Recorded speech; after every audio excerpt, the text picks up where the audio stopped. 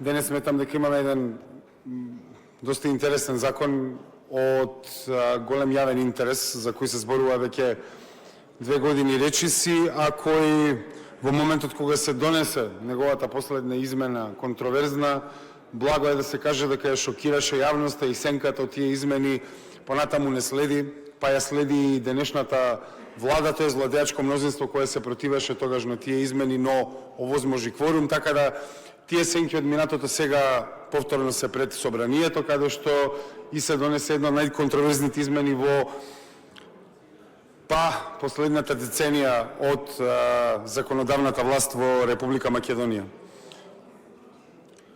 Тие измени тогаш беа еклатантно покажување дека политичко-економскиот естаблишмент има конкретни политички цели кои сака да ги остварува на штета на уставниот поредок и законските норми и минимуми кои треба да се задоволат, особено затоа што декларативно партиите на естаблишментот се така наречени проевропски партии, иако тогаш со европско знаменце владеачката коалиција потпомогната од ВМРО-ДПМН не донесе измени кои се антиевропски. Затоа што оваква пракса и таков тренд на континентот нема, затоа и Европска Унија како организација алармираше на насоката во која се движи Македонија после овие измени. Тој ден покажа многу политичко лицемерие кај партиите на системот, кои всушност преку тие измени напоредно на соновите за европска интеграција и нивната проевропска афилијација и нивниот цивилизацијски порив да станеме европска земја, едноставно поважно беше да се аболицираат тековни функционери на ВМРО-ДПМН во тој момент, иако беа опозицијска партија. Пратете од каде таква политичка моќна опозицијска партија која бие битка наводна со владачката коалиција да добие таква широка амнестија. Затоа што политичкиот естаблишмент и оние кои го конституираат системот од кои ни гинат граѓани, соработуваат и се координираат, имаат исти интереси, но интересно е што ако има некаква политичка кичма денеска, овој предлог треба да добие поддршка. Затоа што оваа владеачка партија сегашна и нејзиниот лидер, сегашниот председател на владата, рече дека ќе иницира промени во кривичниот закон кои ќе ги анулираат оние од ноември 2023 година. Дали тоа ќе се случи сега?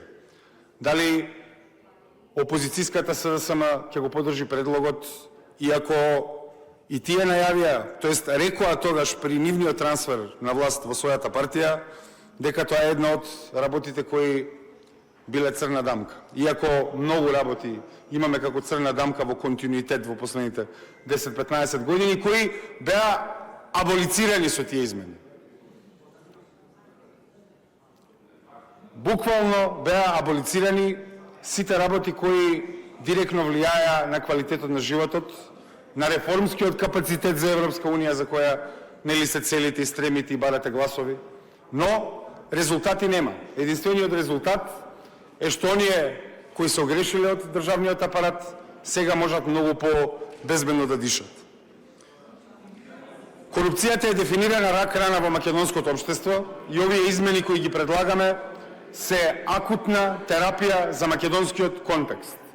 И тоа сите во оваа просторија го знаеме, дека она кој го храни најповеќе меѓусебниот круг на нашата стагнација се коруптивните сделки помеѓу политичката и бизнис елитата општо. Затоа, јавноста беше згрозена, меѓународната заедница реагираше, Европската Унија бараше, но во македонското собрание се случуваше какафонија покрај сите повици за разум. И откако се случи најголемата, најгрозоморната трагедија во македонското општество во поновото време, а тоа е трагедијата во Кочани, многу функционери кои се директно вмешани во резултатите кои ги имавме трагични, нема да ги стигне правдата заради кривичниот закон кој беше изменет во ноември од 2023 година. Измените кои ги нудиме се однесуваат на две работи. Иако во тие измени тогаш беше променета и казнената политика и периодот за застарување на делата, ние денеска нудиме одредбите кои се однесуваат на застарување на делата да бидат дуплирани.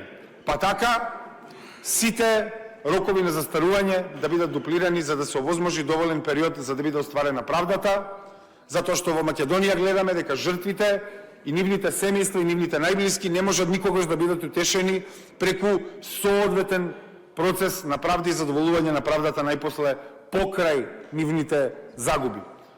Свесни сме сите дека во судството и во обвинителството се злоупотребуваат скратените рокови за застарување за да се заташкаат дела, за тоа постојат и ценовници, за тоа постојат и притисоци, за тоа постои и ваша пракса, колеги, која најдобро ја знаете. Уставниот суд наложи да има измени во кривичниот законник за овие одредби и тоа постави временска рамка, па председателот на собранието рече дека не може да постави временска рамка. Зошто не може да постави временска рамка? Зошто кога владеачкото мнозинство го ветуваше тоа на народот во Македонија? Што не кочи да поставиме временска рамка? Еве го, член 175 скратена постапка не е сложен, не е обемен, денеска можеме да ги донесеме тие измени. Додека Уставниот суд експлицитно рече дека е донесена непоправлива штета на правната држава со измените кои денеска пробуваме да ги амортизираме преку овој закон во скратена постапка. Покрај роковите за застарување нудиме и додавање на економскиот криминал во плејадата на дела кои не можат да застараат, а кои се однесуваат на воени злосторства и злосторства против човештвото и така натаму. И тие дела поврзани со економскиот криминал би биле поврзани со злоупотребата на службената должност и целата глава во врска со злоупотребата на службената должност, тоест тие дела да не можат да застаруваат. Јас сум свесен дека овие измени се однесуваат на некои од вас, но не сме ви ние криви. Вие се наоѓате во собранието на Република Македонија и 2 години се бараат овие измени од вас. А се посочува прстот кон вас дека ги овозможивте. Така да, веројатно е тешко да се надмине личниот интерес кога се работи за казнената политика, но ова е една од точките кои најмногу ги засегаат граѓаните во Македонија, особено во последниот период кога сватија дека не е потребен само трансфер на власт за да се смени нешто, туку дека секој трансфер на власт само го легитимира процесот на девалвирање на сите услови на живот во Македонија. Зошто? Затоа што преку корупција во Македонија треба да се создаваат милионери. И тие после милионери да бидат аболицирани од кривична одговорност со нивните пријатели во политиката кои ја овозможуваат нивната генеза воопшто со нивното политичко постапување. Затоа сметам дека ова ќе ви биде лесно да го прифатите во однос на вашите ветувања, затоа што се ваши ветувања во јадрото на вашите ветувања за овој мандат, ветувања на вашите лидери, ветувања на вашите политичари, ветувања на вашите аналитичари и медиуми блиски до вас. Сите имавте многу коментари за ова, се надевам дека нема ни веќе да има простор за да одлучувате каква треба да биде правилната постапка денес. А потоа ќе можеме да зборуваме и за други работи, затоа што претеничката група на Левица е во процес на изготвување на закон за потекло на имот кој ќе се најде пред собранието за некое време. Ви благодарам многу.